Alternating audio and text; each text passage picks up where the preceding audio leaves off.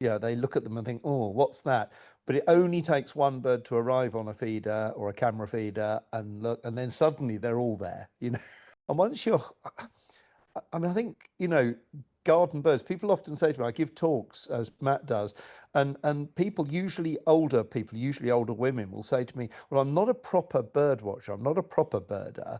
Um, but I do love the birds in my garden. And I'm like, well, you are a proper birder. And then they'll tell me something amazing, some amazing behavior they've seen of a common bird. And I think, birding for a while, certainly in Britain, and I think also in the US, went a little bit down the route of only rare birds are interesting.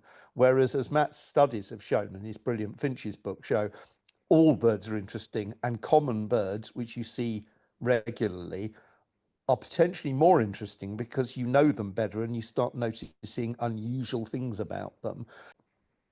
Yeah, I think that might be a question I have for you, Stephen. Maybe you can answer first. Of have you seen like unusual behavior yourself when it comes to, just regular bird feeding, traditional, non-camera feeders, but specifically with camera feeders, is there anything that you've observed Uh, that? Absolutely. Generally, what you observe, because I scroll through the videos sometimes at the end of the day, so I'm not always looking at it. But what you observe with cameras or without cameras, if you're looking at the feeder, is you notice, as I say, a bird middle of the night. That was a good one. But you notice the hierarchy of birds, the pecking order.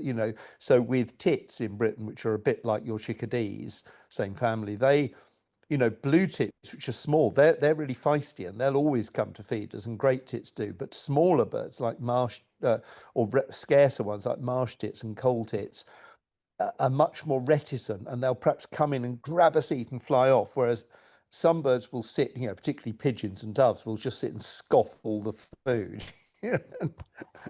um, and things like you have such brilliant woodpeckers. I saw, I think, five in one morning out from the biggest week on a field trip. But we really have one that comes to the feeders, the great spotted, which is about the size of a hairy woodpecker. Um, and when it comes, everything goes. These are big, beefy birds, and the other birds are a bit scared of them. But they'll hang around for a bit, and then they'll go off, and the others will come back. So you start noticing, and then of course you notice something unusual. You know, um, Friends of mine get nuthatches on their feeder, which we don't because we're not near any woods, and you notice the fact that in different parts of the country, or if you're visiting, I visit friends with feeders, and I look out and think, oh, God, you've got that coming in. I don't get that. So, and again, Yeah. if you're a beginner, that's a great way to get to know your birds.